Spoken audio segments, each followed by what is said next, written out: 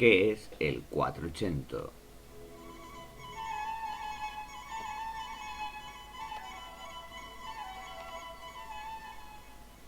El final del periodo gótico ya había introducido una serie de cambios en la expresión artística, especialmente en los centros económicamente más desarrollados como las repúblicas italianas o los Países Bajos. Se estaba anunciando el alumbramiento de un arte nuevo, cuya eclosión definitiva se produce en Italia coincidiendo con el siglo XV, dando lugar así a un nuevo movimiento cultural y artístico de una enorme trascendencia, el Renacimiento. El fenómeno del Renacimiento ocupa los siglos XV y XVI y tiene su epicentro en Italia, si bien es un fenómeno que se extenderá por toda Europa. Su evolución se estudia en tres periodos diferenciados.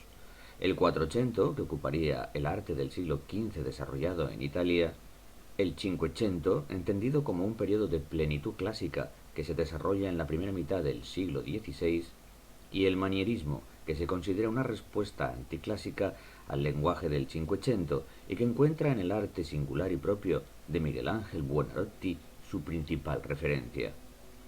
El Renacimiento se define como un nuevo periodo cultural y artístico cuyos aspectos más singulares se condensan en el término humanismo. Bajo este epígrafe se resume una nueva concepción del mundo que otorga un protagonismo igualmente nuevo a la visión de la naturaleza y el hombre, que a su vez encuentra su fuente constante de inspiración en la antigüedad clásica y los ejemplos artísticos de Grecia y Roma. El nuevo arte, derivado del humanismo, podría definirse por una serie de características que afectan a todos los ámbitos de la creación, tanto al campo de la arquitectura como de la escultura y la pintura, y que persigue un criterio renacido de belleza ideal. Además, el arte del momento defiende el antropocentrismo frente al teocentrismo medieval y la experimentación en los procesos creativos, y es en general una etapa brillante en la historia del arte que se refleja en la relevancia social que adquiere ahora el artista y en el prestigio que se deriva del mecenazgo artístico. A comienzos del siglo XV, Quattrocento en Italia, se produce en Florencia una transformación de los aspectos formales y temáticos y de la función del arte y el artista profundamente radical. Coinciden además una serie de artistas extraordinarios que marcarán la línea a seguir por sus continuadores. En el campo de la arquitectura, Filippo Brunelleschi y Leon Bautista Alberti; en escultura, Donatello; y en pintura, Masaccio y Sandro Botticelli. En arquitectura, este primer renacimiento supone una ruptura radical con el lenguaje característico de la Edad Media. Dos principios fundamentales asientan su nueva formulación: la utilización de elementos constructivos tomados de la antigüedad clásica y la búsqueda de la unidad espacial. Del primer aspecto, la inspiración clásica, se derivan elementos formales como la utilización del arco de medio punto, de los órdenes clásicos, la construcción de cúpulas, la recuperación de técnicas de construcción romanas y decoraciones de tradición clásica, como la utilización de casetones o de planchas de mármol de color. La unidad espacial se consigue en base a los efectos que proporcionan una calculada y matemática armonía, así como a la diafanidad en los espacios, lo cual permite la utilización indistinta de diferentes modelos de plantas, y si bien predominan las centralizadas, siguen también utilizándose las de estructura basilical. Además, se frecuenta la construcción de cúpulas, hemisféricas u ojivales, que suelen encontrar en el apoyo mural su principal soporte tectónico, y se amplía la libertad en la utilización de recursos ornamentales, con temas variados, policromía en los muros, apertura de edículas, etc.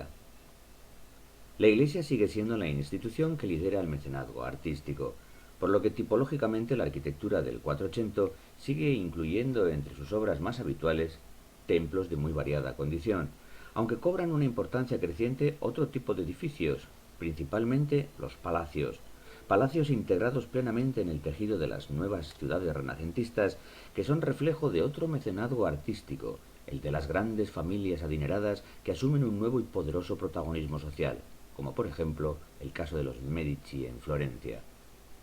Los principales representantes de la arquitectura del Quattrocento en Italia son Filippo Brunelleschi, autor de la cúpula de la Catedral de Florencia o de las iglesias de San Lorenzo y del Santo Espíritu, también en Florencia, y Leon Bautista Alberti, autor del famoso Palacio Rucellai.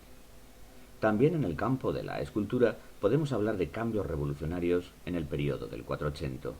Dos aspectos determinan estos cambios: la influencia de la antigüedad clásica, y la búsqueda de un realismo objetivo en la representación de las imágenes. Como consecuencia de ambos criterios, la escultura del Quattrocento se caracteriza por una mayor veracidad en la representación del cuerpo humano, lo que a su vez explica el interés renacentista por el estudio de la anatomía.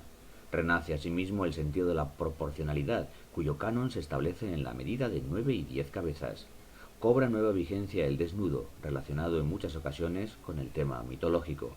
Y asimismo se advierte un cambio en los contenidos temáticos, más inclinados ahora por la representación de la naturaleza, que no obstante se ve superada habitualmente por otra influencia clásica más apreciada, como era la imitación de modelos de la antigüedad.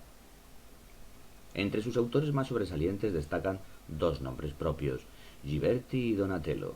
El primero inicia un cambio decisivo en el lenguaje de la escultura al vencer en el famoso concurso de adjudicación de las puertas del Baptisterio de Florencia del año 1401 en dura pugna con Brunelleschi, una obra que resultará excepcional. El segundo es el gran escultor del Quattrocento y sin duda la figura más sobresaliente anterior a Miguel Ángel.